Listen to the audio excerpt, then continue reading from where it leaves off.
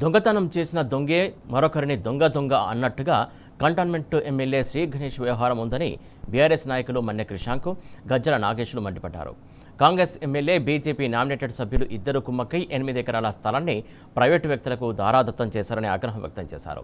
ఎమ్మెల్యేకు చిత్తశుద్ధి ఉంటే ఉప ఎన్నికల్లో ఇచ్చిన హామీ ప్రకారం 8 ఎకరాల స్థలంలో పేదలకు ఇల్లు కట్టించి ఇవ్వాలని డిమాండ్ చేశారు.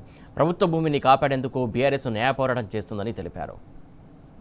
బీజేపీ, కాంగ్రెస్ ఇద్దరు కలిసి ప్రజల మీద ఇబ్బంది పెట్టింది వాళ్ళే, ప్రతిపక్ష బీఆర్ఎస్ పార్టీ మీద బురద జల్లేది కూడా వాళ్ళే. వాళ్ళలో ఫ్రస్ట్రేషన్ కనబడుతున్నది. అడిగింది ప్రజల అంశాలు, కానీ మాట్లాడుతున్నది ఏంటిది? కేటీఆర్ గారు 50 కోట్లు తీసుకున్నారు అని ఆరోపణ నంబర్ 1.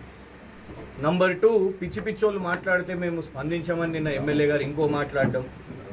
ఇంకొకటి ఏంటిదంటే, చిన్నపిల్లలు మాట్లాడితే మేము స్పందించామని. ఇక్కడ ఎవరు చిన్నపిల్లలు ఉన్నారో వారు. మరి 1 టైం ఎమ్మెల్యే గారు ప్రజల అంశాలు వచ్చినప్పుడు దమ్ముంటే, ధైర్యం ఉంటే పేరు తీసుకొని ఆ సమస్య మీద పరిష్కారం చెప్పాలి. ప్రజల మీద బుల్డోజర్ వస్తే స్థానిక నాయకులు అందరు అక్కడికి పోయి, బీజేపీ మరియు కాంగ్రెస్ ఎమ్మెల్యే, స్థానిక నామినేటెడ్ బోర్డు మెంబర్, ఎలక్షన్స్ కూడా కాదనుకోండి, వెళ్తే ప్రజలు తిరగబడ్డ పరిస్థితి.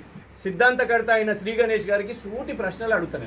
2009లో అంటే దాదాపు 1977 నుంచే ఆ యొక్క జాగలు ఏదైతే 157, ఇది గజెట్ అంటే రాజముద్ర అంటారు. అందులో ఉన్న 157/1 57/1 ఇవన్నీ కూడా ప్రభుత్వ భూములు.